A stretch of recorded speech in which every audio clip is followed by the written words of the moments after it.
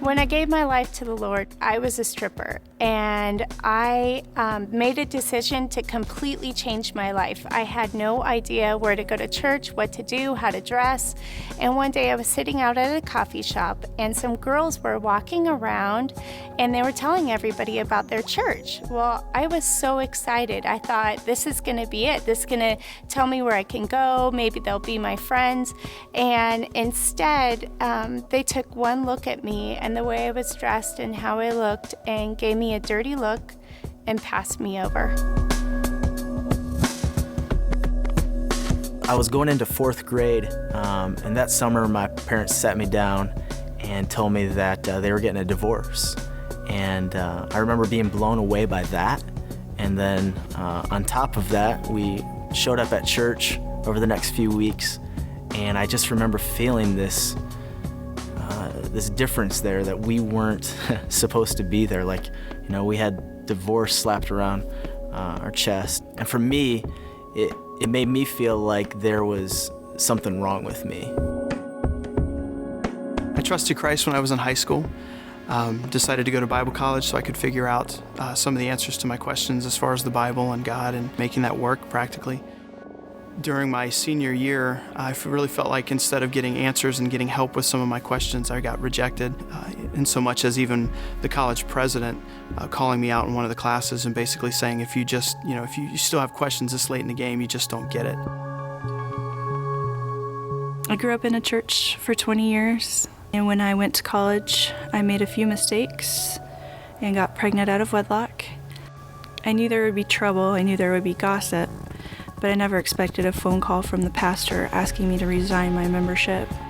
Well, for the first time in my life, I was really coming back to God. I was trying to really reconnect with Him, and my life was a mess. I was going through a divorce, I was in debt, I didn't have any friends, and so I actually wrote a letter to a friend of mine that I knew from high school. I knew that she was a pretty strong Christian, and I thought maybe we could start up a friendship. So I sent her a letter, and a couple weeks later, I got a package back in the mail, and I opened it up, and there was no letter. It was just a pamphlet on why divorce is a sin.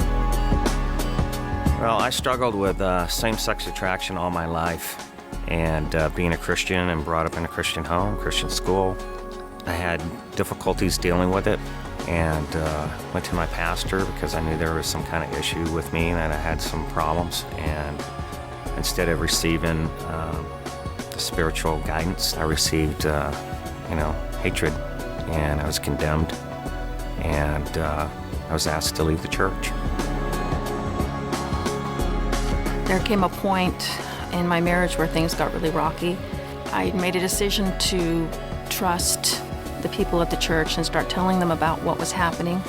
And I expected them to try and understand. I expected them to help, to accept us, broken like we were, but instead they judged us, they judged me, they blamed me. It was definitely not okay to not be okay. I was 5 years old. I was going to Sunday school, and I seen the statue of Jesus, and I knew my grandmother would really like it, so I took it from the church and gave it to my grandmother. The next Sunday, whenever I went back to church, the preacher took me aside and told me I was going to go to hell for stealing. And it really scared me, and that really turned me off. And I asked my mom if I had to go to church anymore, and she said not if I didn't want to. So I stayed away from church for 31 years.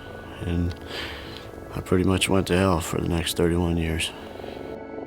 It made me feel rejected. I was totally crushed. To this day, affects my family. What good did that do anybody? God forgave me, but the church couldn't. I wish He would have treated me like a brother instead of a piece of garbage. We need to be examples and not tell people what they have to do or what they should do, but just show them what we do.